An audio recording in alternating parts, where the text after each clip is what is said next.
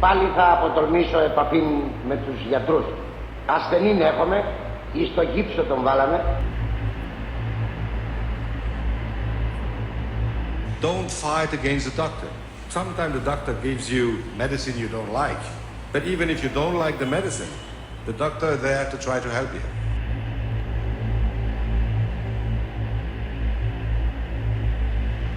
Η ιστορία, είπαν κάποτε, έχει αυτή την αναθεματισμένη συνήθεια να επαναλαμβάνεται, σαν φάρσα. Και από ένα δικτάτορα γιατρό περάσαμε στον αρχίατρο του Διεθνούς Νομισματικού Ταμείου.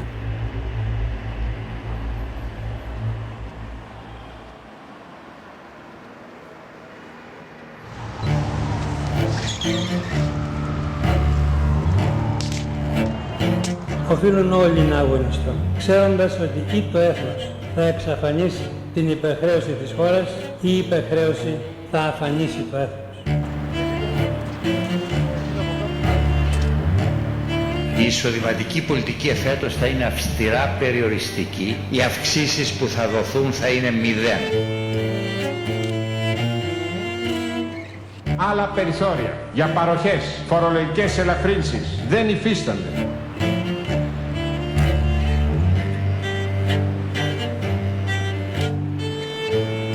Πρέπει να συμμαζέψουμε τη δημόσια δαπάνη, πρέπει να νοικοκυρέψουμε τα του οίκου μας και αυτά δεν γίνονται με τις δικές σας ακάλυπτες επιταγές μοιρασιών και παροχών σε μια τέτοια εποχή κρίσης.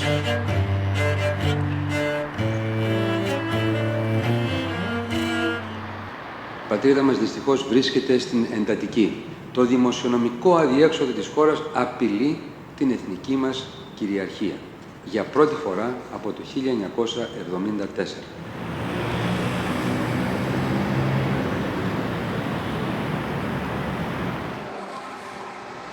Μέσα σε σχεδόν 40 χρόνια, 2 κόμματα, 3 πολιτικές οικογένειες και ορισμένοι επιχειρηματίες οδήγησαν τη χώρα στη χρεοκοπία.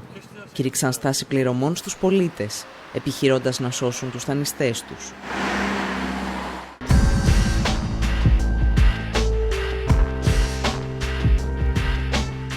Οι τσάροι της οικονομίας, ύστερα από δεκαετίες σχεδόν συνεχούς λιτότητας, παρουσίαζαν την Ελλάδα σαν τοπική οικονομική υπερδύναμη. Το έργο μας είναι ασυναγώνιστο. Ποια κυβέρνηση έλυσε το πρόβλημα της οικονομίας? Η οικονομία για άλλη μια φορά θα αποδειχθεί ότι είναι το ισχυρό χαρτί της χώρας μας. Ενώ η οικονομία έκανε ένα άλμα και άλλαξε κατηγορία, πήγε από την δεύτερη στην πρώτη εθνική. Όταν το οικοδόμημά τους κατέρευσε, οι ίδιοι άνθρωποι έλεγαν πίσω από τις πλάτες μας ότι λόγω κάποιας γενετικής ανομαλίας είμαστε ανίκανοι να διαχειριστούμε την οικονομία μας χωρίς ξένες παρεμβάσεις.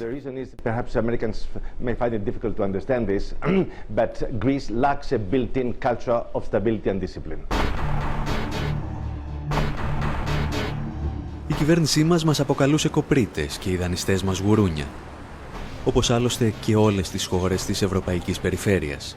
Και οι υπουργοί σε όλες αυτές τις χώρες προσπαθούσαν να μας πείσουν ότι τα φάγαμε μαζί τους. I accept that there were failures in the political system, but let's be fair about it. We all partied.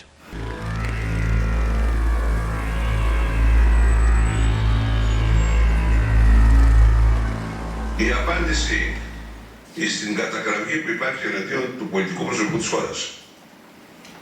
Πώς τα φάγατε τα λεφτά που μας ρωτάει ο κόσμος, είναι αυτή, σας διορίσαμε. Τα φάγαμε όλοι μαζί. Είμαστε λοιπόν τα άσωτα παιδιά μιας καλοκουρδισμένης παγκόσμιας οικονομίας και μιας επιτυχημένης Ευρώπης, ή μήπως το σύστημα είχε προβλήματα από τα νεανικά του χρόνια?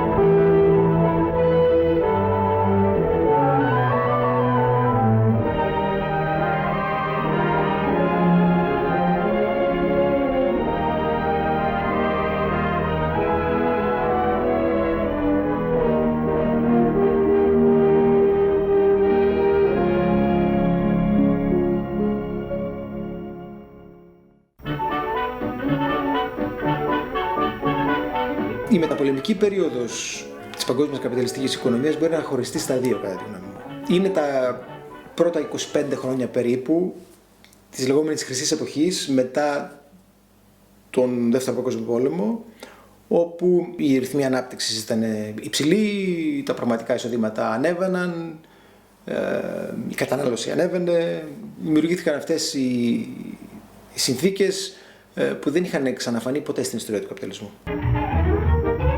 Joe's the king because he can buy more with his wages than any other worker on the globe. There's no such thing as a crisis-free capitalism. So there's going to be a crisis somewhere.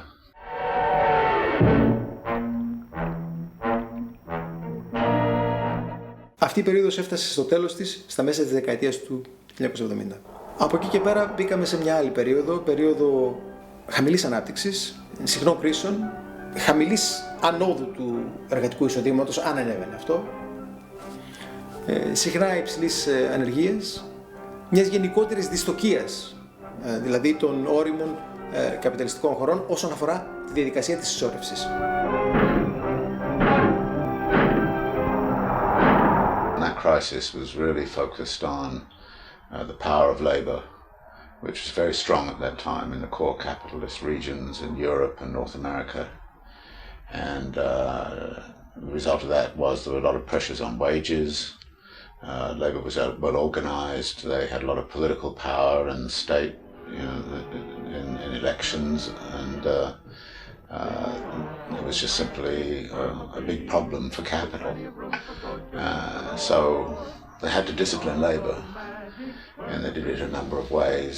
They did it mainly by opening up national economies to global competition, gaining access to the world's labor resources, eventually, of course, as China came into the picture.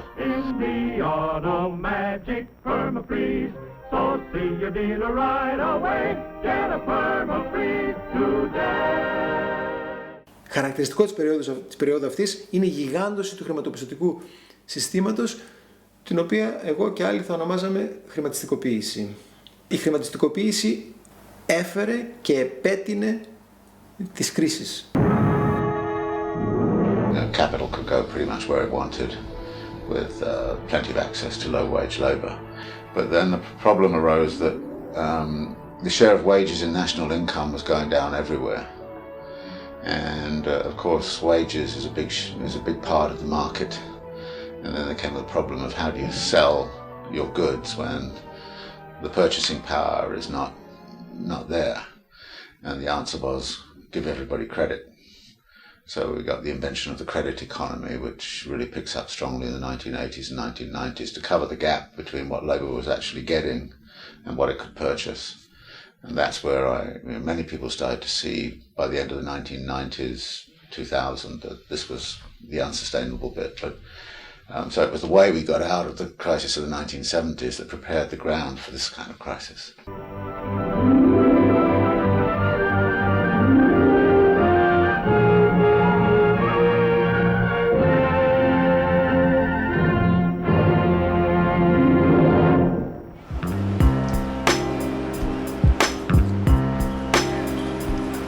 Όταν θα σκάσει η φούσκα στην αμερικανική αγορά ακινήτων, το χρηματοπιστωτικό σύστημα φτάνει στα όρια της ολοκληρωτικής κατάρρευσης. Συμπαρασύρει έτσι την πραγματική οικονομία που αντιμετωπίζει τα δικά της δομικά προβλήματα.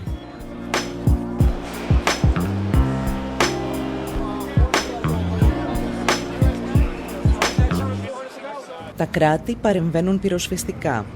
Ρίχνουν χρήματα των φορολογούμενων για να διασώσουν τις τράπεζες και να τονώσουν τη ζήτηση.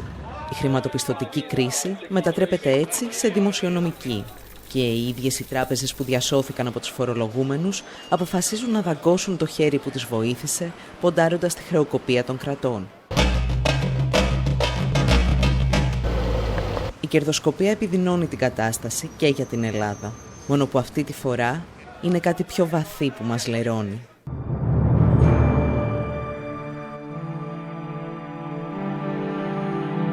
Έχει έρθει η σειρά της Ευρωζώνης να πληρώσει. Ο βασιλιάς Ευρώ αποδεικνύεται γυμνός. Πρώτα απ' όλα γυμνός από κράτος. Il n'y a pas de monnaie sans État. L'avantage des États-Unis et l'avantage du dollar, malgré toutes ses faiblesses, c'est entre autres qu'il y a un État qui s'appelle les États-Unis.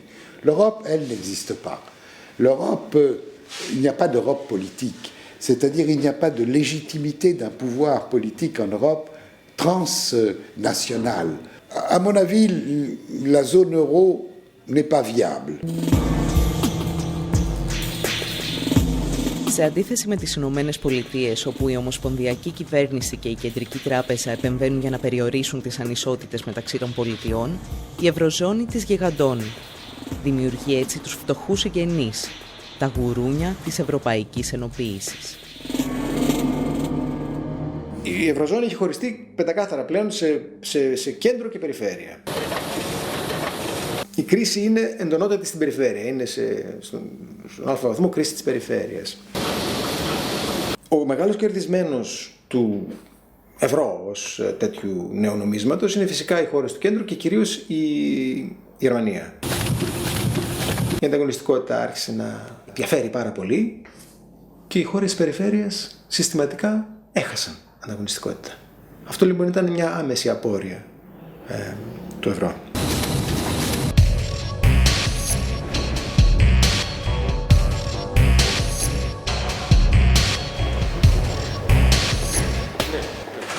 La crise de l'Union européenne est causée par la manière dont on a réalisé l'intégration européenne.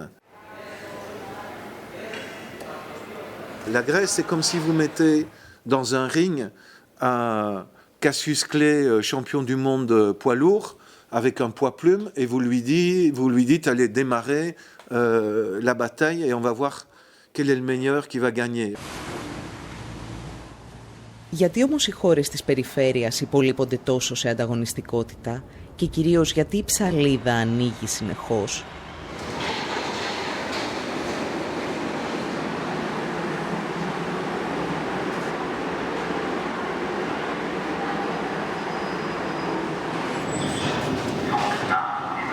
Ο μύθος της οκνηρής περιφέρειας και της εργατικής Γερμανίας με την υψηλή παραγωγικότητα καταρρίπτεται. Αν κατάφεραν κάτι οι γερμανικές κυβερνήσεις, ήταν να κηρύξουν τον πόλεμο στους δικούς τους εργαζόμενους και να παγώσουν τους μισθούς τους για μία δεκαετία.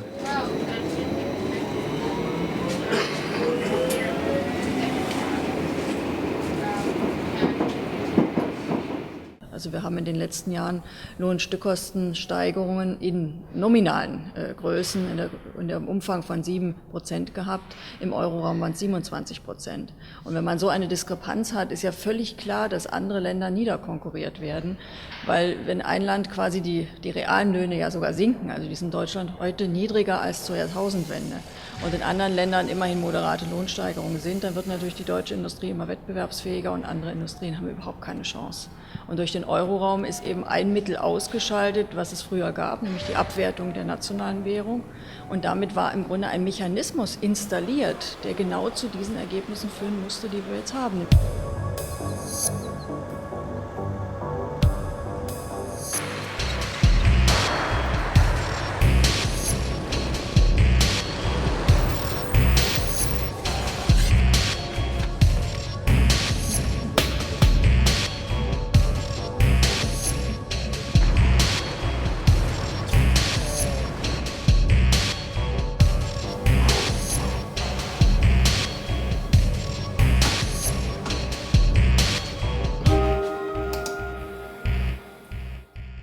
Η απώλεια ανταγωνιστικότητας φάνηκε με δύο τρόπους. Και οι δύο εκ των οποίων ήταν αποφασιστικοί για την κρίση. Ο πρώτος ήταν πολύ μεγάλα ανοίγματα στις τρέχουσες συναλλαγές. Η Ελλάδα δε είχε το μεγαλύτερο όλων. Όταν δεν μπορείς να ανταγωνιστείς, οι συναλλαγές σου με τον υπόλοιπο κόσμο αρχίζουν και γίνονται ελληματικές. Το έλλειμμα λοιπόν της Ελλάδας ήταν τρομακτικό. Αλλά ήταν κάτι που είδαμε και στις υπόλοιπες χώρες της περιφέρειας. Αυτό λοιπόν ήταν το ένα φαινόμενο. Συναφές με αυτό το φαινόμενο ήταν η συσσόρευση χρέους. Διότι όταν έχεις αυτά τα ελλείμματα, κάπως πρέπει να τα χρηματοδοτήσεις. La Grèce est un parent pauvre dans cette Union européenne. La Grèce est un pays de la semi-périphérie du continent européen. Il est évident que la Grèce ne pouvait ne peut pas avoir autre chose que des déficits publics dans les conditions de son intégration au marché européen. Je ne veux pas discuter de la question les Grecs sont-ils paresseux, ça c'est du racisme pur et simple.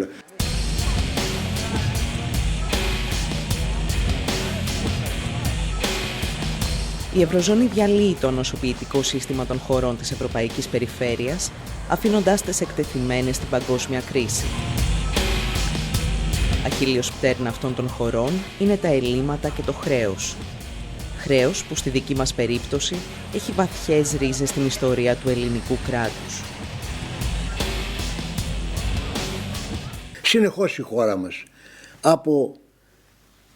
μέσα από τη διάρκεια της Επανάστασης άρχισε τα πρώτα δάνεια και από τότε μέχρι τώρα συνεχώς δανείζεται με μία εξαίρεση.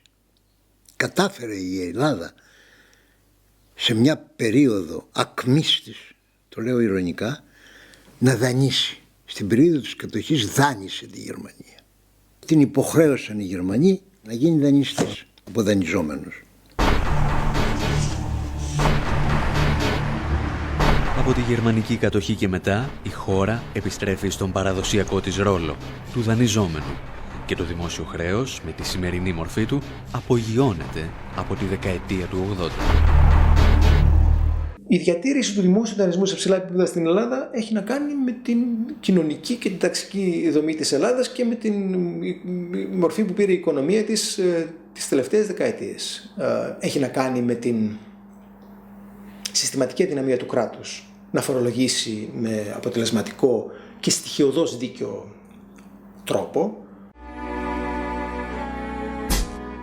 Ο Ανδρέας Παπανδρέου χτίζει το απαιτούμενο κοινωνικό κράτος, αλλά ταυτόχρονα μειώνει τη φορολογία ανώνυμων εταιριών και υψηλών εισοδημάτων. Υιοθετεί τις προβληματικές επιχειρήσεις σώζοντας θέσεις εργασίας, κυρίως όμως σώζει τους ιδιοκτήτες τους. Το δημόσιο έλλειμμα αυξάνεται κατά πολύ. Μαζί του αυξάνεται και το δημόσιο χρέος. Η κυβέρνηση Μητσοτάκη συνεχίζει το δανεισμό. Το Μάστριχτ επιβάλλει τις αγορές ως μέσο κάλυψης των ελλημάτων, απαγορεύοντας άλλες δυνατότητες δημιουργίας χρήματος. Το χρέος εκτοξεύεται με το μεγαλύτερο μέσο ετήσιο ρυθμό ανόδου στην ελληνική ιστορία. Ο Κώστας Σιμίτης έχει περισσότερη τύχη. Τον βοηθούν η δημιουργική λογιστική, η πτώση των ευρωπαϊκών επιτοκίων και η άνοδος των ρυθμών μεγέθυνσης. Έτσι, κρύβει κάτω από το χαλί τις βραδιφλεγείς βόμβες που ο ίδιος θέτει στο χρέος. Το ποσοστό του χρέους φαίνεται να υποχωρεί ελάχιστα. Ο Κώστας Καραμανλής μειώνει τη φορολόγηση του κεφαλαίου κατά 10 ολόκληρες μονάδες. Μέτρα σαν κι αυτό επιταχύνουν την κατάρρευση της οικονομίας. Το χρέος εκτινάσεται και πάλι. Τη σκητάλη παίρνει ο Γιώργος Παπανδρέου για να ρίξει τη χώρα στην αγκαλιά των ξένων δανειστών. Στο τέλος της εφαρμογής του μνημονίου, το δημόσιο χρέος θα αγγίζει το 167% του ακαθάριστου εθνικού προϊόντος.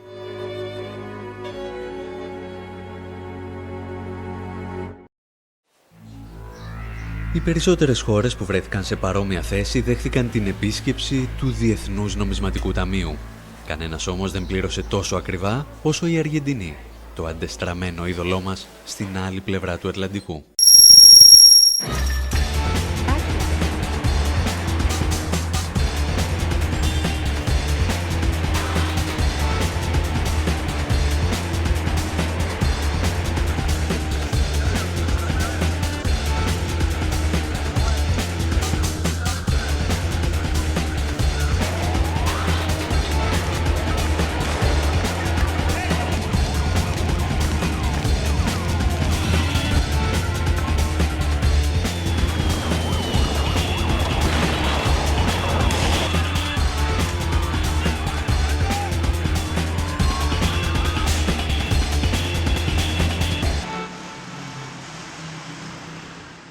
Η Αργεντινή θα πέσει στην παγίδα του χρέους μαζί με την Ελλάδα το 1824 με τα πρώτα βρετανικά δάνεια.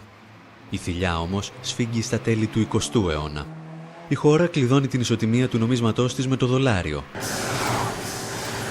Χάνει έτσι όλα τα μέσα άσκησης νομισματικής πολιτικής. Ζει τη δική της Ευρωζώνη. Μόνο που στη θέση του Βερολίνου βρίσκεται η Ουάσιγκτον. in a way to enter the new century in a very, very solid basis. Παράλληλα, το Διεθνές Νομισματικό Ταμείο μετατρέπει τη χώρα σε ένα ακόμη πειραματικό εργαστήριο του νεοφιλελευθερισμού.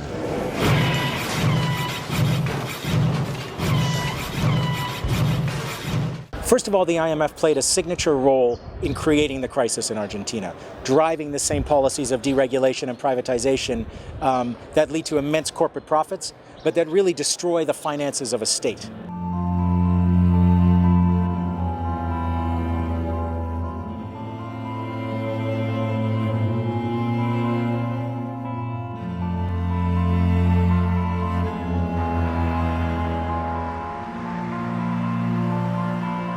They were very clearly, the agent of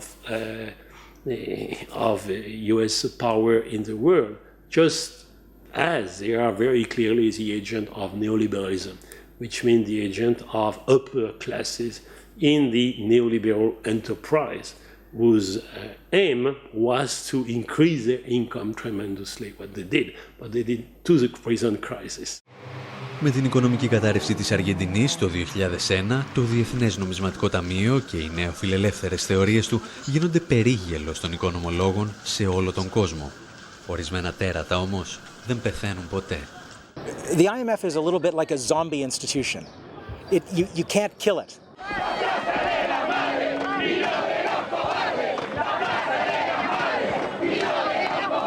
The IMF has reemerged as a player in quote-unquote bailing out countries that get into trouble, imposing austerity conditions as is happening across Europe and in a vicious and terrifying way in Greece.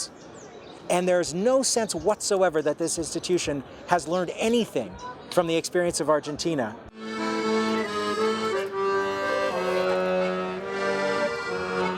Η Ελλάδα θα πληρώσει ακριβά την εμπλοκή του Διεθνούς Νομισματικού Ταμείου και σε ορισμένες περιπτώσεις θα την πληρώσει προκαταβολικά.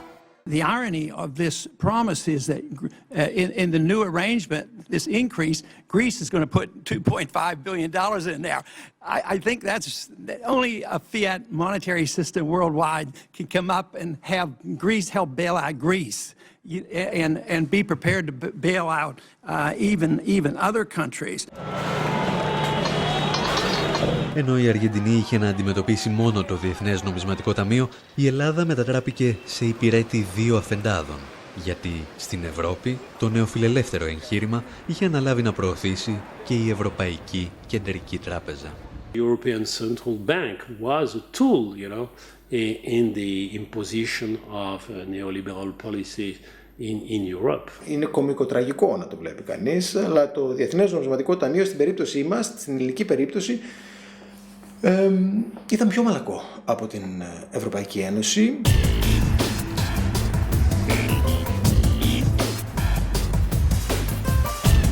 Τα μέτρα που επιβάλλει η ελληνική κυβέρνηση σε συνεργασία με την Τρόικα δεν είναι απλώς άδικα και επικίνδυνα για τον πληθυσμό. Είναι εξ αρχής καταδικασμένα σε αποτυχία. Έχουν τραγικά αποτελέσματα για το επίπεδο ζωής και την καθημερινή ζωή των πολλών και είναι άκρως απίθανο να έχουν θετικό αποτέλεσμα όσον αφορά την οικονομία συνολικότερα και τον τρόπο αντιμετώπισης του χρέους.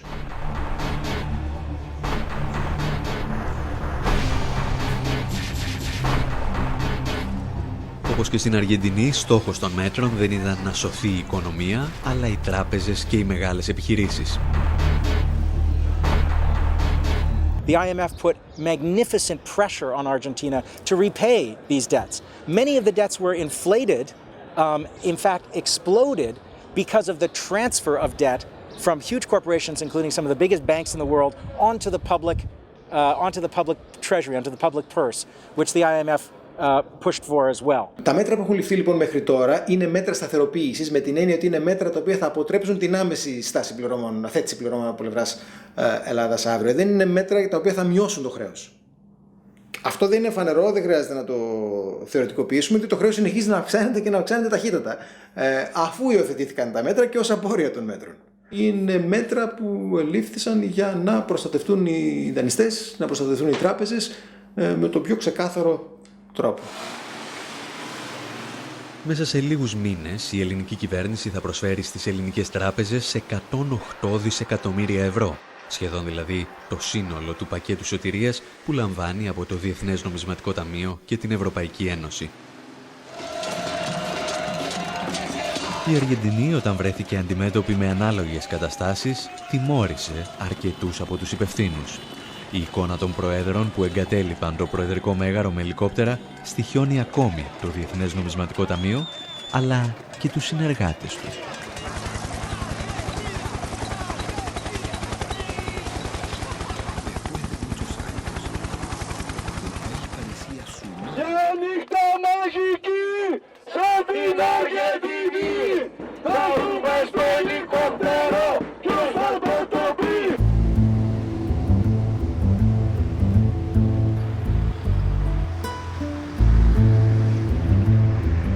Έτος 1 μετά Δουνουτού. Η Ελλάδα έχει μπει σε ένα εντατικό πρόγραμμα εξυγιάνσεων, αξιοποιήσεων, εξορθολογισμού και συμμαζέματος.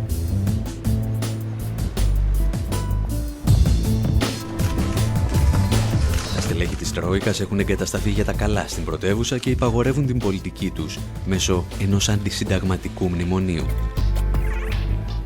A landmark has certainly been the pension reform, but the main question now is to be able to align wages and productivity.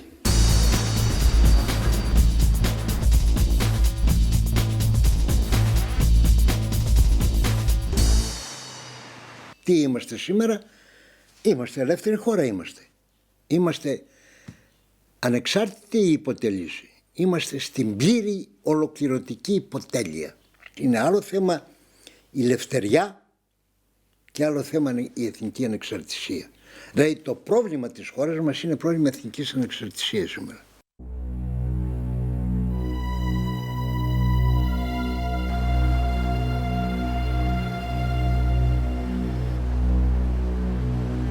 Σε αγαστή συνεργασία με τους ξένους δανειστές της, η κυβέρνηση στρέφεται εναντίον των πολιτών με την επιβολή σκληρής λιτότητας.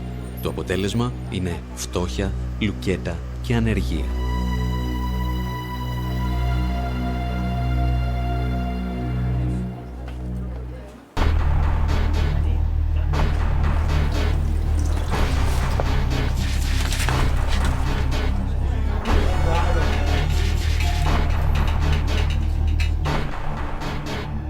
Ήδη εμείς αντιμετωπίζουμε το κέντρο της Αθήνας σαν να βρίσκεται σε μια ανθρωπιστική κρίση. Έχουμε όλα τα χαρακτηριστικά. Ανθρώπους που πεινάνε, άστεγους, ανθρώπους που δεν έχουν φάρμακα και γιατρό, ανθρώπους που περιφέρονται στις πλατείες. Δεν είναι πολύ διαφορετική από αυτό που βλέπουμε σε πόλεις του τρίτου κόσμου.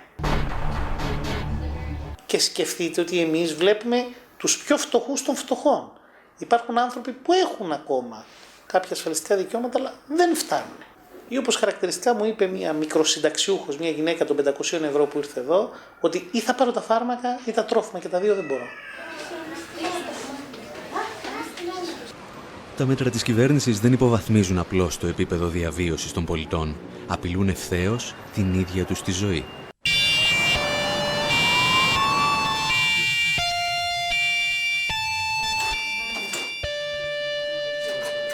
Όλες οι χώρες που μέχρι τώρα μπήκαν σε διαδικασία υποστήριξης σε εισαγωγικά από το Διεθνές Νομισματικό Ταμείο είχαν δραματικές επιπτώσεις στο προσδόκιμο επιβίωσης, δηλαδή αυτό που λέμε στην απλή γλώσσα μέσο όρο ζωής. Είχαμε περιπτώσεις χωρών που μετά την περιπέτειά τους αυτή ο μέσος όρος ζωής έπεσε 5 και 10 χρόνια. Με τις περικοπές αυτές που αντιμετωπίζουμε τώρα είναι σαφές ότι θα έχουμε μια μεγάλη μείωση στο προσδόκιμο επιβίωσης.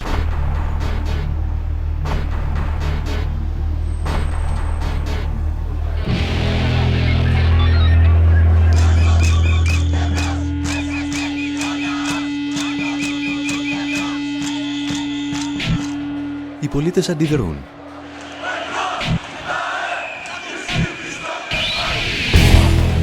Και η κυβέρνηση καταστρατηγεί ακόμη και τις βασικές αρχές της αστικής δημοκρατίας.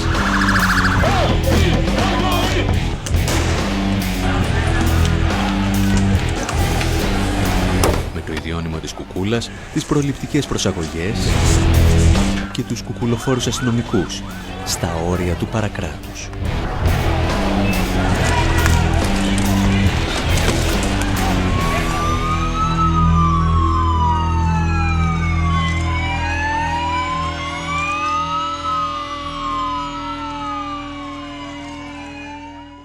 Les crises se soldent toujours par des mesures antisociales, antipopulaires, qui peuvent être extrêmement brutales. Et ça fait partie naturellement des moyens pour le capitalisme de redresser la situation. Son problème, c'est de les faire accepter. Voilà. Son problème, de les faire accepter en usant de violence. Με αφορμή το έκτακτο δελτίο οικονομικής θυέλλης, η δημοκρατία δίνει τη θέση της στη χρεοκρατία.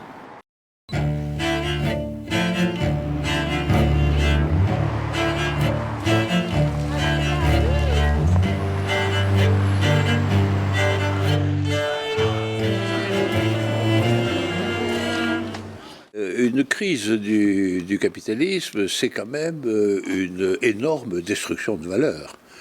C'est quand même de la valeur qui part en fumée dans la spéculation financière.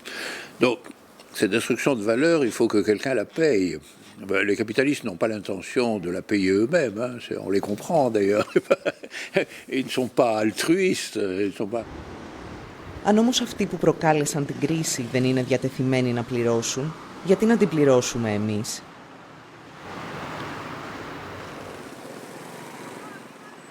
Στην παγκόσμια ιστορία, δεκάδες χώρες αρνήθηκαν με επιτυχία να πληρώσουν χρέη για τα οποία δεν ευθύνονταν οι πολίτες.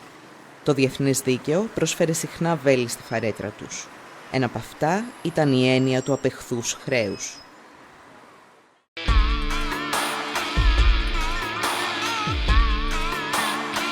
Η ιστορία μας ξεκινά τη δεκαετία του 1920 με τον Αλεξάνδερ Σακ.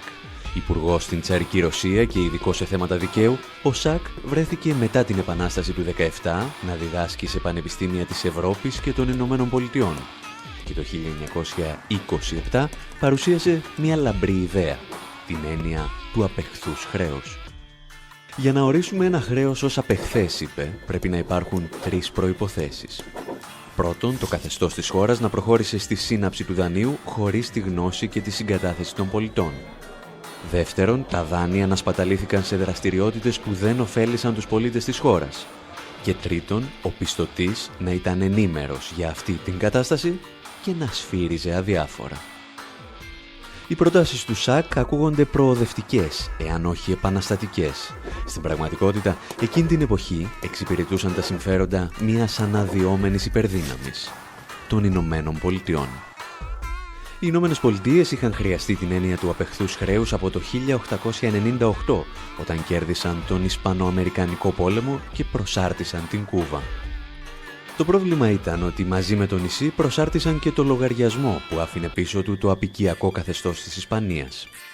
Και επειδή η Ισπανική απικιοκρατία κράτησε 4 αιώνες, από τη στιγμή δηλαδή που ο Κολόμβος πάτησε το πόδι του στην Αμερική μέχρι το 1898, το χρέος ήταν ελαφρώς μεγάλο. Οι Ηνωμένες Πολιτείες δεν σκόπευαν φυσικά να πληρώσουν τα σπασμένα των προηγούμενων καθεστώτων. Αποφάσισαν ότι το χρέος της Κούβας είναι απεχθές, οπότε αρνήθηκαν να το πληρώσουν. Μια παρόμοια ιστορία είχε να διηγηθεί και το Μεξικό μερικές δεκαετίες νωρίτερα, όταν ο Δημοκρατικός στρατός ανέτρεψε το καθεστώς του αυτοκράτορα Μαξιμίλιαν του Πρώτου, αποφάσισε ότι το χρέος που είχε δημιουργηθεί ήταν απεχθές. Ο Μαξιμίλιαν είχε δανειστεί υπέρογκα ποσά με ληστρικά επιτόκια προκειμένου να αντιμετωπίσει τις εξεγέρσεις εναντίον του. Και επειδή χρώσταγε πολλά, τόσο στους δανειστές του, αλλά κυρίως στο λαό του Μεξικού, τον έστησαν στα 10 μέτρα και τον εκτέλεσαν. Τα περισσότερα παραδείγματα απεχθούς χρέους του 19ου αιώνα και των αρχών του 20ου φαίνεται να αφορούν υποανάπτυκτες χώρες της Αμερικανικής Υπήρου. Στην πραγματικότητα, πίσω από όλες τις αποφάσεις για πάυση πληρωμών βρισκόταν μια ανερχόμενη υπερδύναμη, οι Ηνωμένες Πολιτείες. Και αυτή η υπερδύναμη θα φέρει την έννοια του απεχθούς χρέους και στον 21ο αιώνα.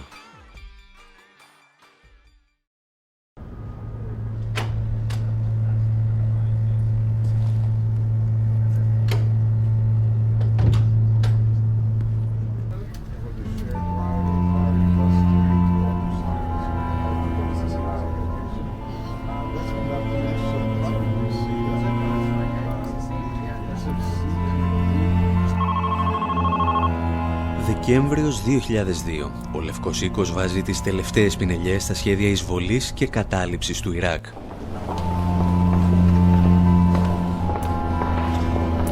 Πριν ηχήσουν όμως τα όπλα, οι Αμερικανοί αξιωματούχοι προετοιμάζονται για την επόμενη ημέρα από την ανατροπή του Σαντάμ Χουσέιν.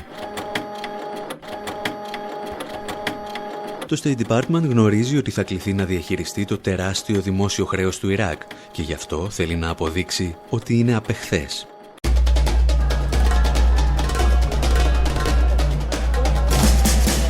Δημιουργεί λοιπόν μια μυστική ομάδα εργασίας και η ομάδα αυτή προτείνει η πρώτη μεταβατική κυβέρνηση να κηρύξει στάση πληρωμών με το επιχείρημα ότι ο Ιρακινός λαός δεν πρέπει να πληρώσει το απεχθές χρέος του καθεστώτος. Όλα είναι πλέον έτοιμα για την επίθεση. My fellow citizens, at this hour, American and coalition forces are in the early stages of military operations to disarm Iraq, to free its people, and to defend the world from grave danger.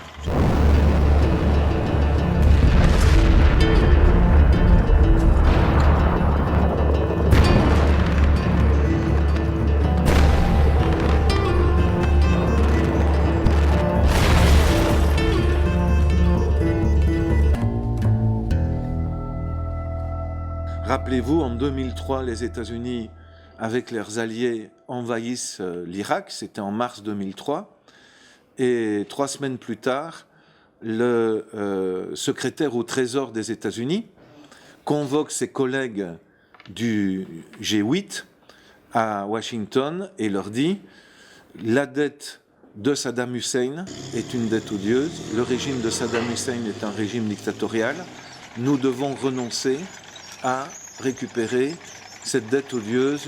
Le nouveau régime qui va venir en Irak doit être libéré du poids de cette dette. »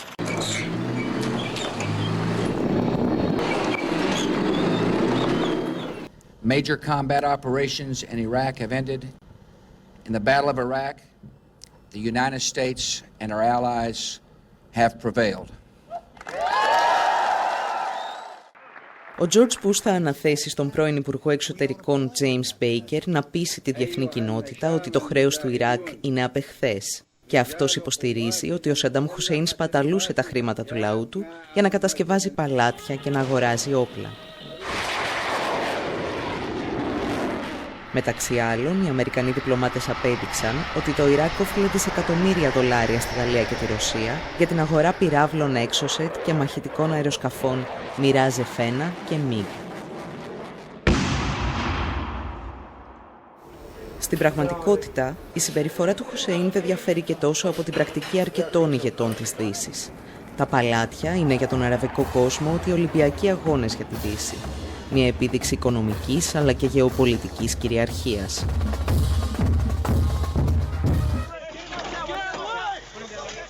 Η αμερικανική διπλωματία θα αποδείξει τελικά ότι το χρέος του Ιράκ είναι απεχθές και πως ο Ιρακινός λαός δεν οφείλει να το πληρώσει. Η Ουάσιγκτον όμως συνειδητοποιεί ξαφνικά ότι ανοίγει τον ασκό του αιώλου. Για πρώτη φορά στον 21ο αιώνα, η μοναδική υπερδύναμη θα νομιμοποιούσε την έννοια του απεχθούς χρέους. Και έτσι προτίμησαν να κρύψουν την υπόθεση κάτω από το χαλί.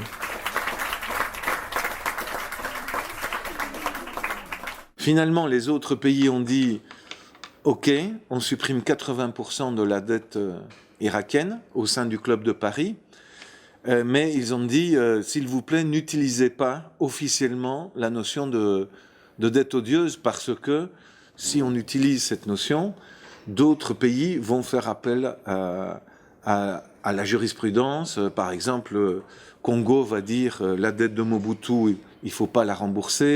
Les Philippines vont dire la dette du dictateur Marcos, on ne veut pas la rembourser. L'Afrique du Sud va dire la dette de l'apartheid, nous ne voulons pas la rembourser. Donc, pour éviter une contagion, si vous voulez, une extension de la notion de dette odieuse dans les années 2000, on a pris une solution, une décision ad hoc qui concerne l'Irak. Mais pour nous, c'est clairement la démonstration que la doctrine de la dette odieuse s'applique. I think would be a mistake for Iraq to continue to be burdened by the sins of a deposed dictator.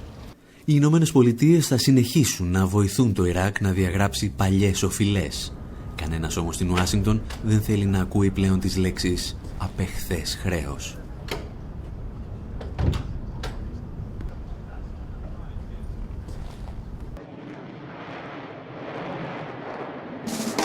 Το Ιράκ κατάφερε να διαγράψει ένα μεγάλο τμήμα του χρέους του με τις πλάτες μιας αυτοκρατορίας. Μια άλλη χώρα όμως αποφάσισε να σταθεί στα δικά της πόδια και να τα βάλει με το Διεθνές Νομισματικό Ταμείο και τους μεγάλους δανειστές της. Κατάφερε να αποδείξει ότι το χρέος της ήταν όχι μόνο απεχθές, αλλά παράνομο και αντισυνταγματικό. Καλώς ήρθατε στον Ισημερινό.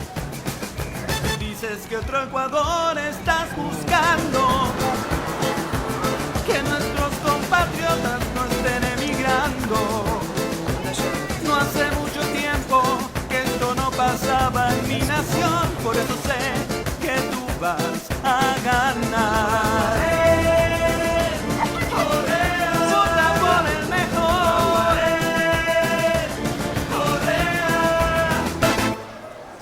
Hay compromisos nacionales urgentes y nosotros primero pondremos los compromisos nacionales a los compromisos internacionales. En buena hora, si podemos cumplir ambos, pero nuestras prioridades son muy claras. Primero la vida antes que la deuda.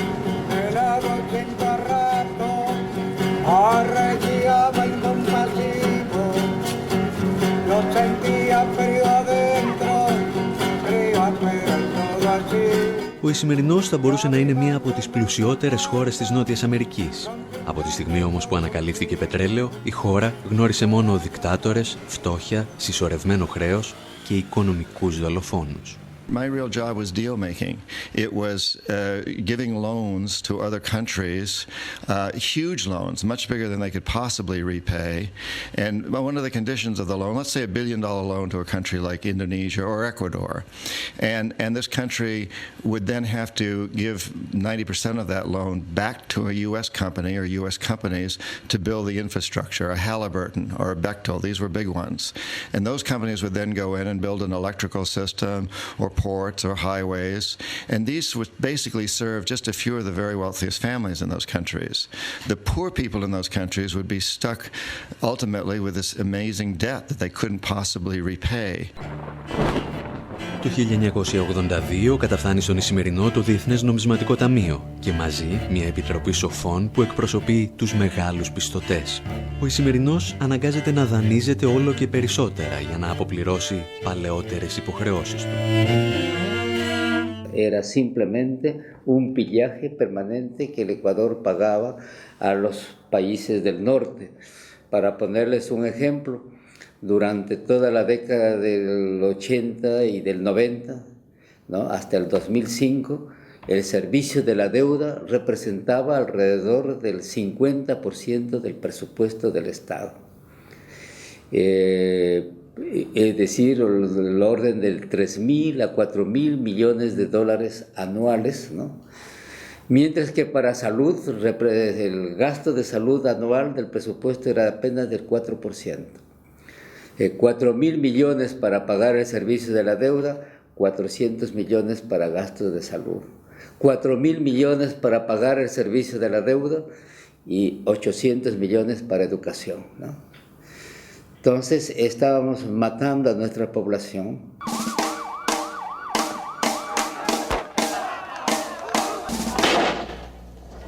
Ο Ισημερινός εξεγείρεται. Η κρίση φαίνεται προς στιγμή να ελέγχεται όταν αναλαμβάνει ο Λούτσιο Γκουτιέρες, ο οποίος υπόσχεται κοινωνικές παροχές. Παρουσιάζεται σχεδόν σαν σοσιαλιστής, αλλά μόλις αναλαμβάνει καθήκοντα, κλείνει νέα συμφωνία με το Διεθνές Νομισματικό Ταμείο και επιβάλλει μέτρα εξοντωτικής λιτότητας. Οι πολίτες αποφασίζουν ότι πρέπει να φύγει, με το ίδιο μέσο μεταφοράς που χρησιμοποιούσαν και οι πρόεδροι της Αργεντινής, με ελικόπτερο.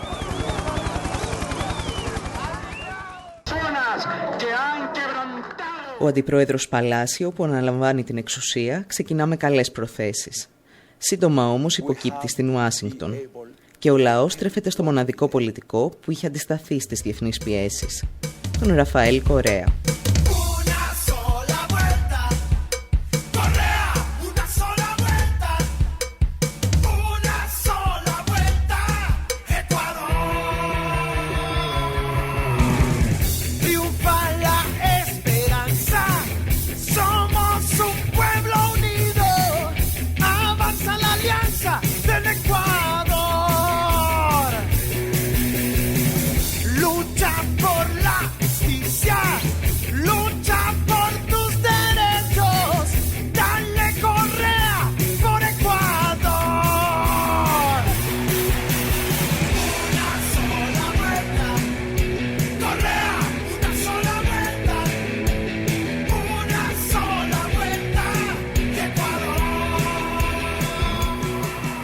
Ο Κορέα έχει σπουδάσει οικονομικά στην Ευρώπη και στις Ηνωμένες Πολιτείες και γνωρίζει πολύ καλά πώς μπορείς να αντιμετωπίσεις την Παγκόσμια Τράπεζα και το Διεθνές Νομισματικό Ταμείο αν έχεις την πολιτική βούληση. C'était en 2005, quand il était ministre des Finances, Rafael Correa a dit « Ce n'est pas normal que le supplément de revenus pétroliers qui arrive dans les caisses du pays reparte entièrement au remboursement de la dette. C'est injuste pour la population. » Et il a dit « 80% des revenus pétroliers doivent être destinés à améliorer les dépenses sociales dans l'éducation, dans la santé, dans la création d'emplois.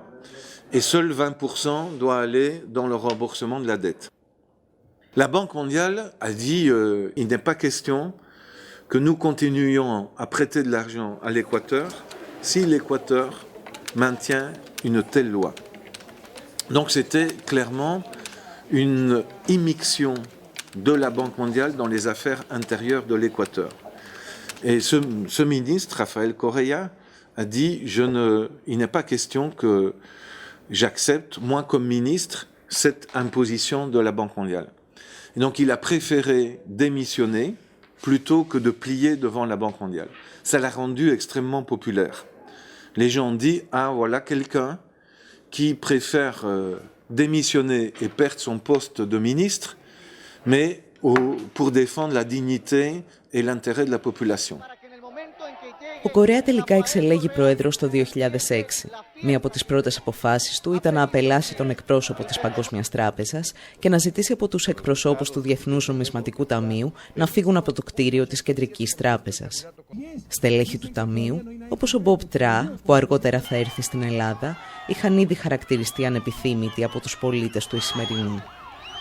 Esta burocracia internacional majadera, incompetente y deshonesta tendrá que respetar a nuestro país.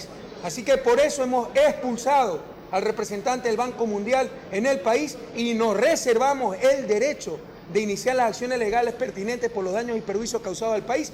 Además, nos reservamos el derecho de calificar como ilegal las deudas que tenemos con el Banco Mundial. 6 μήνες μετά, ο Κορέα προχώρησε ένα βήμα παρακάτω. Ικανοποίησε το αίτημα των κοινωνικών οργανώσεων για επιτροπή λογιστικού ελέγχου. Moi, j'ai été une des personnes désignées par le président Correa pour faire partie de cette commission. Il y avait 18 membres de la commission et il y avait aussi 4 organes de l'État qui étaient représentés dans cette commission.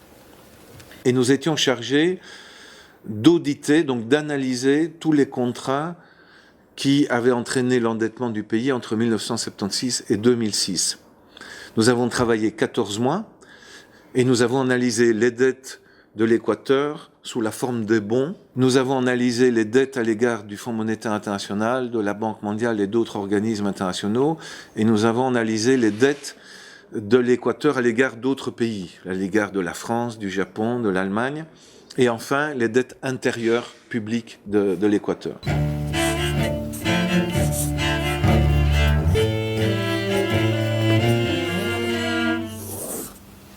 La pelea por tener acceso a la documentación fue dura, terrible. En el Ministerio de Finanzas, un colaborador nuestro, Alejandro Olmos, hijo, y mi persona, fuimos declarados personas no gratas en el Ministerio de Finanzas y todos los funcionarios del Ministerio de Finanzas hicieron una carta al ministro quejándose y denunciando nuestra posición, tanto de Alejandro Olmos como la mía, que estábamos afectando a los funcionarios del ministerio, ¿no?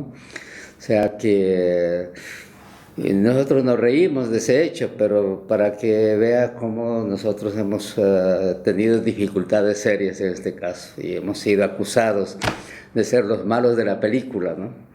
En este proceso de auditoría.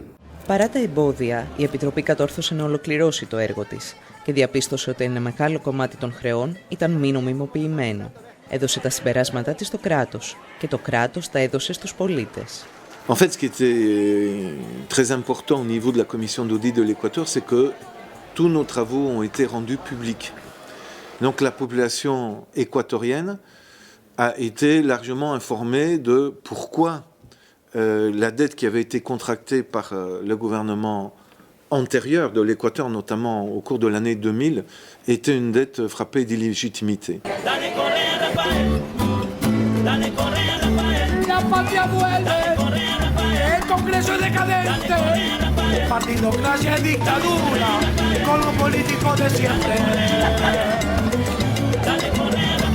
El poder es ciudadano, te lo dice tu hermano, con la constituyente al pueblo ecuatoriano. Dale Correa, dale Correa. A esos que se creen dueños del Ecuador, nos robaron el futuro y no votaron del país.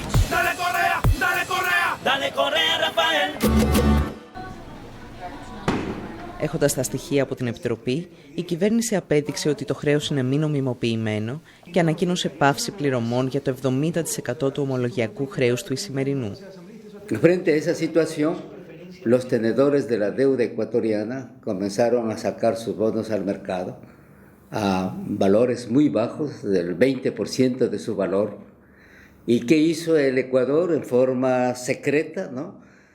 El gobierno ecuatoriano comenzó a comprar, utilizó unos 800 millones de dólares para comprar 3.000 millones de dólares de deuda. Y fue para el caso ecuatoriano una reducción muy importante de la deuda, que permitió obviamente mejorar las condiciones de vida de la gente.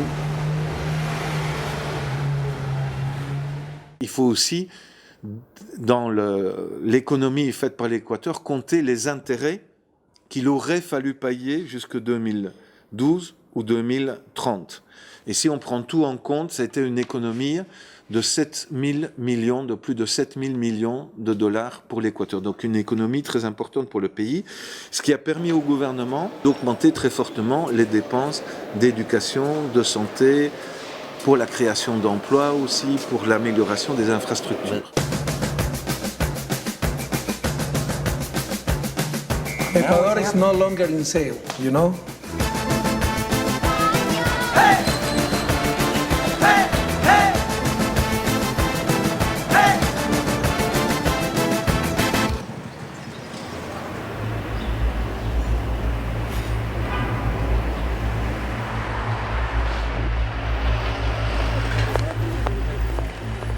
Στην Ελλάδα, ιστορικοί, οικονομολόγοι και αναλυτές χύνουν τόνους μελάνι καθημερινά για το πώς θα αντιμετωπίσουμε το δημόσιο χρέος.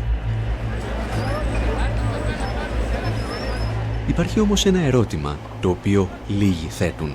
Χρωστά στα αλήθεια ο ελληνικός λαός όλα όσα του ζητούν?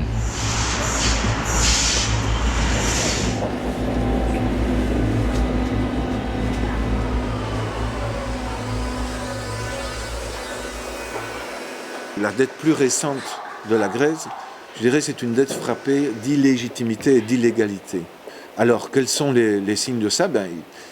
Quand les autorités d'un pays reçoivent des pots de vin de la part de grandes sociétés transnationales, et c'est le cas de Siemens, qui, avec sa filiale Siemens Hellas, a distribué de l'argent, des pots de vin à des responsables, à des ministres, à des hauts fonctionnaires depuis plus de 10 ans pour gagner des contrats.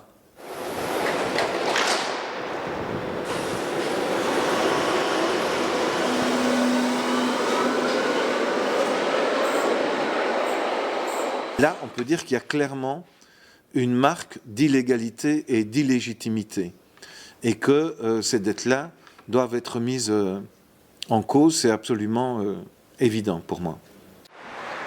Η ελληνική δικαιοσύνη αποδείχθηκε λίγη στην υπόθεση Siemens και φάνηκε πολύ αργή και σε άλλες περιπτώσεις συμφωνιών πίσω από την πλάτη του λαού που αυξάνουν σήμερα τα νούμερα του χρέους.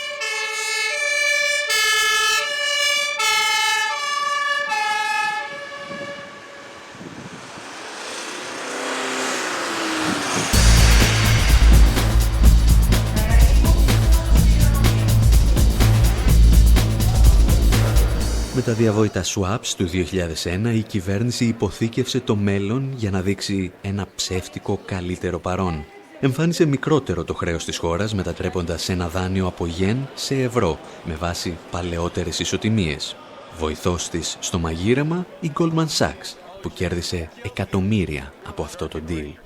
I'm particularly concerned about the role of U.S. financial institutions, particularly Goldman Sachs, that as Greece got on the heroin of borrowed money, Goldman was the crack dealer.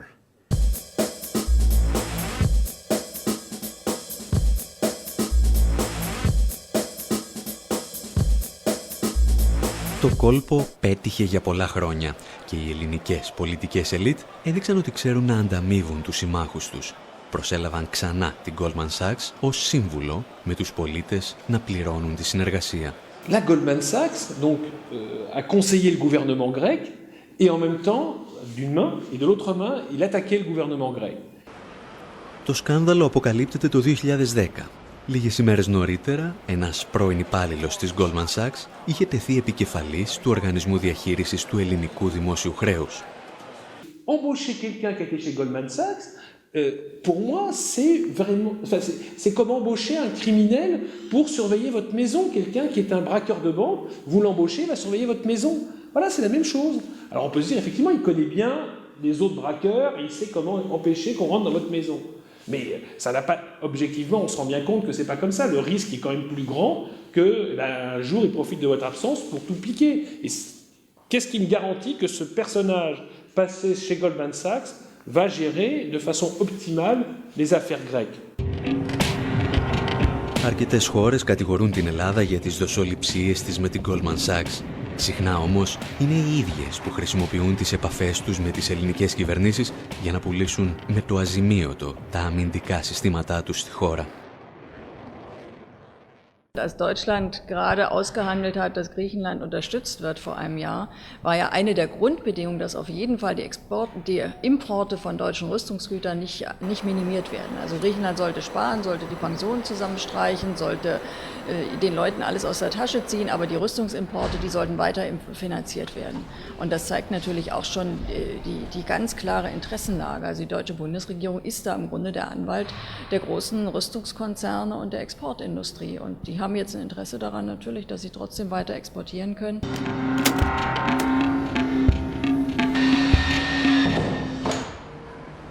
On est quand même hypocrite.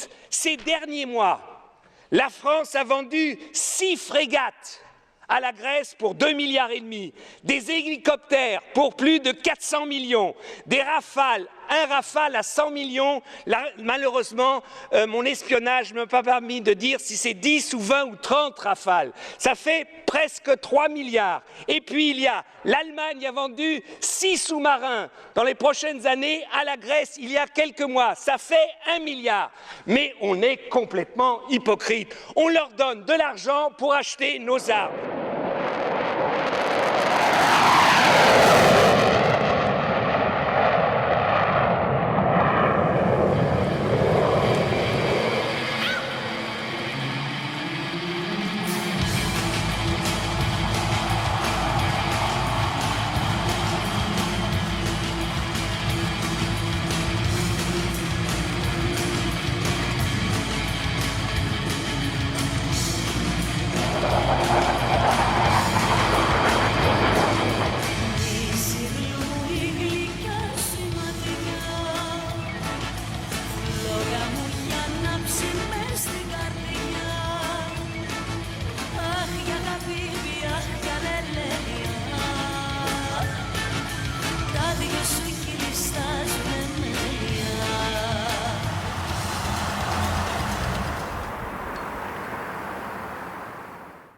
Μπροστά στην ευρωπαϊκή υποκρισία, εγκληματικές υποχωρήσεις συνοδεύουν εγκληματικές αποφάσεις.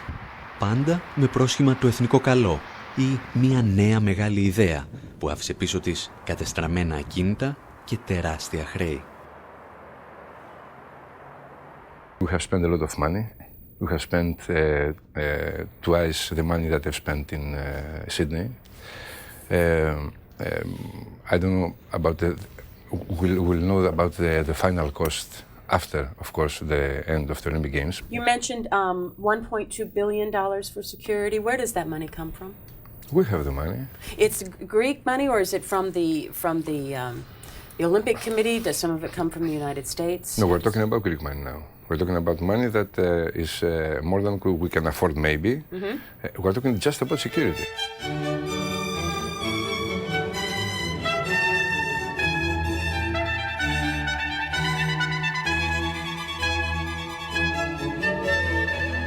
on a fait des dépenses somptueuses, tout à fait exagérées, payées par la population grecque, parce que pour rembourser les dettes qu'on a contractées pour réaliser ces Jeux olympiques, bien évidemment, on utilise une grande partie des impôts payés par les citoyens grecs pour rembourser cette dette. Et il est tout à fait normal que les citoyens grecs demandent qu'on fasse une analyse très claire de pourquoi le budget des Jeux olympiques a explosé, à quoi les dépenses ont servi.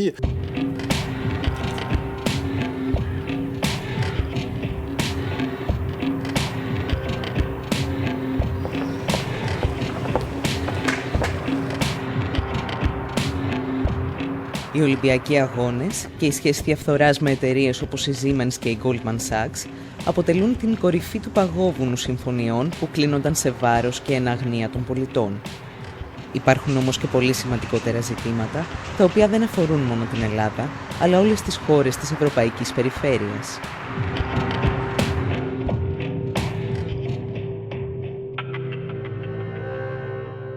Έχουν ακολουθηθεί όλοι οι κανόνες που επιβάλλονται και προσδιορίζονται όσον αφορά την έκδοση ομολόγων. Υπάρχουν θέματα νομιμότητας όσον αφορά τις τράπεζες οι οποίες έχουν παίξει τον πρώτο ρόλο είτε στην πρωτογενή αγορά είτε στη δευτερογενή αγορά για την έκδοση των ομολόγων αυτών. Ποιες είναι αυτές οι τράπεζες, πώς αμείφθηκαν, με ποιους όρους μπήκαν σε αυτές τις διαδικασίες.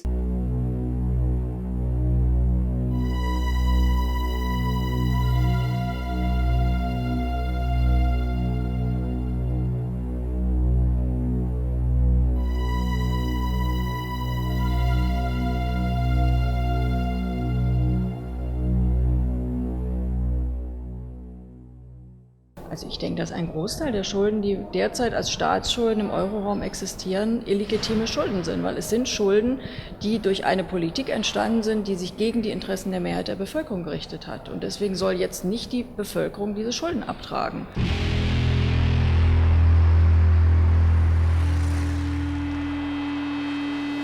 Το παράδειγμα του Ισημερινού μας έδειξε πως όλες αυτές οι παράνομες ή απεχθείς συμβάσεις μπορούν να έρθουν στο φως μέσα από τη δημιουργία μιας επιτροπής λογιστικού ελέγχου. Γιατί δεν μας λένε καθαρά ποιο είναι αυτό το χρέος, πόσο είναι αυτό το χρέος και πώς δημιουργήθηκε αυτό το χρέος και πού οφείλουμε και σε ποιους οφείλουμε. Γι' αυτό είναι αναγκαίο και απαραίτητο ένας λογιστικός έλεγχος ώστε να προσδιορίσει ακριβώς τι είναι αυτό το χρέος. Γι' αυτό λέω η γνώση και η απόρριψη όλων των ψευδολογιών που λένε και η κυβέρνηση και οι εταιρείες που αρπάζουν το χρήμα του ελληνικού λαού και τα παπαγαλάκια που πληρώνονται αδρά για να υμνούν την κυβέρνηση.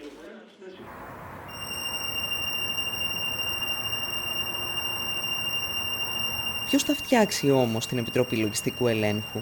Και κυρίως πώς θα εξασφαλίσουμε ότι δεν θα είναι μία ακόμα εξεταστική επιτροπή της Βουλής, φτιαγμένη από τους ανθρώπους που μας έφεραν σε αυτή την κατάσταση? Η Επιτροπή Λογιστικού Ελέγχου να μην είναι μια επιτροπή σοφών, δεν πρόκειται περί αυτού, γιατί αν σχηματιστεί απλώς μια επιτροπή σοφών, την οποία θα φτιάξει η κυβέρνηση, έστω και αν καλέσει ανθρώπους από το εξωτερικό, έστω και αν βάλει και ορισμένους από την μεμονωμένα άτομα από την κοινωνία των πολιτών κτλ., θα υπάρχει ο κίνδυνος να είναι ένα φερέφωνο. Los únicos que tienen autoridad moral y el derecho de demandar una auditoría es el pueblo, que es el que está sufriendo sus consecuencias, ¿no?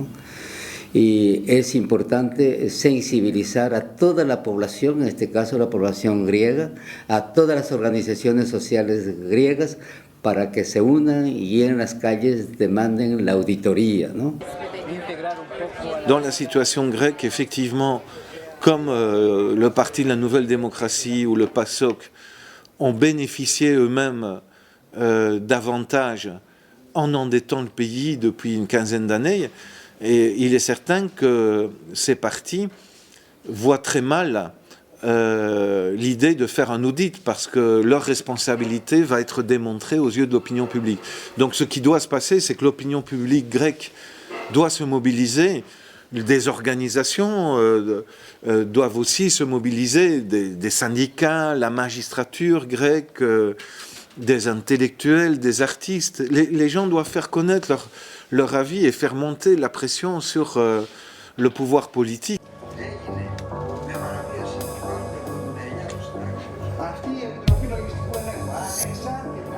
Από τις αρχές Μαρτίου, μια ομάδα ανθρώπων από διαφορετικούς πολιτικούς και εργασιακούς χώρους συγκρότησε μια πρωτοβουλία για τη δημιουργία Επιτροπής Λογιστικού Ελέγχου στην Ελλάδα. Ακαδημαϊκοί, συγγραφείς, καλλιτέχνες και συνδικαλιστές από ολόκληρο τον κόσμο στήριξαν αυτή την πρωτοβουλία.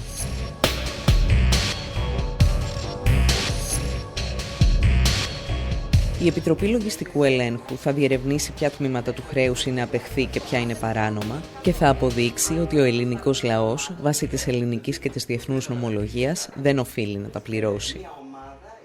Η απόφαση όμως είναι στη βάση της πολιτική και όχι οικονομική. Ακόμη και αν το χρέος ήταν νόμιμο, καμία κυβέρνηση δεν έχει το δικαίωμα να δολοφονεί τους πολίτες της για να εξυπηρετήσει τους δανειστές της. Και όλο το ελληνικό χρέος, το 350 δις ευρώ, να αποδειχτεί νόμιμο, που δεν θα αποδειχτεί έτσι, αλλά και όλο να αποδειχτεί νόμιμο, πάλι η Ελλάδα δεν μπορεί να το σηκώσει. Πάλι δηλαδή θα πρέπει να διαγραφεί. Εάν η εξυπηρέτηση του χρέους, η διατηρησιμότητά του επιβάλλει διάλυση των νοσοκομείων, διάλυση της παιδείας, διάλυση των δρόμων, τότε το χρέος σε κοινωνική βάση είναι μη διατηρήσιμο. What in effect the government is saying is that they are going to default in relationship to the Greek people. And I don't understand how a social democratic, socialist, popularly elected government can turn to its own voters and say we're going to default on you instead of defaulting on the financial institutions. There is only one single option in the coming decades, which is not to pay this debt, because it was based on neoliberalism. And the neoliberal endeavor, was a crime against humanity. Personne n'a l'obligation de payer sa dette, parce que cette dette a été accumulée à travers un fonctionnement vicieux du marché financier. Il est immoral de payer une dette immorale.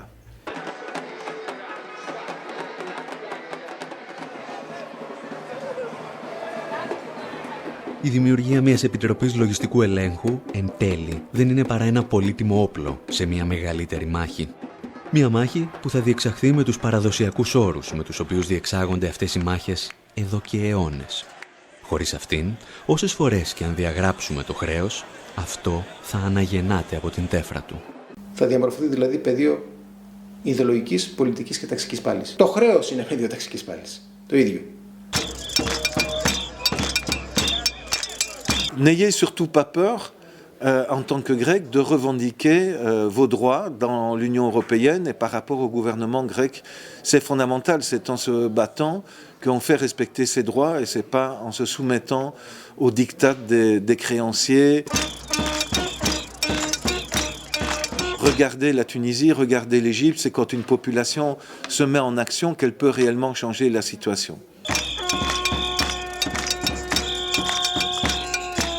Να αποτινάξουμε από πάνω μας την υποτέλεια, να απελευθερωθούμε από το Διεθνές Νομισματικό Ταμείο, να απελευθερωθούμε από την Τράπεζα την Ευρωπαϊκή, να απελευθερωθούμε γενικά από την Τρόικα, η οποία είναι η οικονομική υποδούλωση της Ελλάδας. Τώρα είναι κρίσιμη στιγμή. Πάμε.